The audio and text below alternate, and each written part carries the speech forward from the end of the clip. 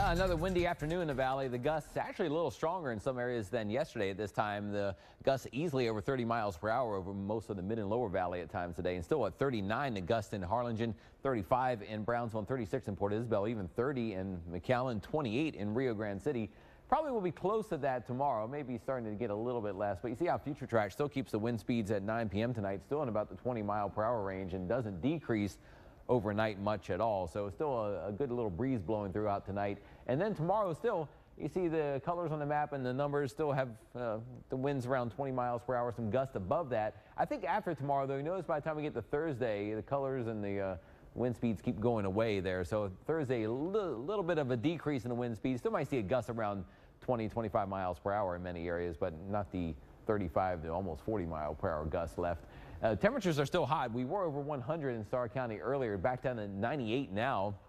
94 in Edinburg, 91 in Harlingen, 90 in Brownsville. And staying hot, staying humid, and staying breezy this evening. You factor in the humidity, it still feels close to 100 in some areas.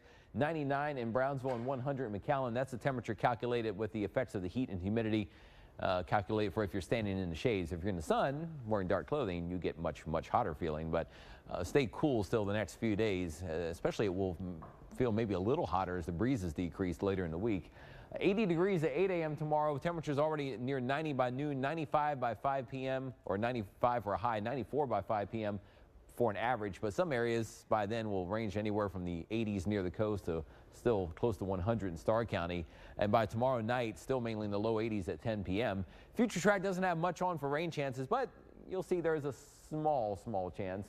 A breezy tonight and tomorrow around the valley, and then dry during the day. You see just a mix of some sun and clouds early in the morning, but kind of a mostly sunny day again tomorrow. By the time we get to Thursday, there will be a front way to the north, but as moisture increases a little bit, you could say there might be one little sprinkle or shower somewhere in here on Thursday, but I think overall a dry day on Thursday with partly sunny skies and less wind during the daytime. Even on Friday, you notice on the top of the map there shows a couple of showers nearby late Thursday night and Friday.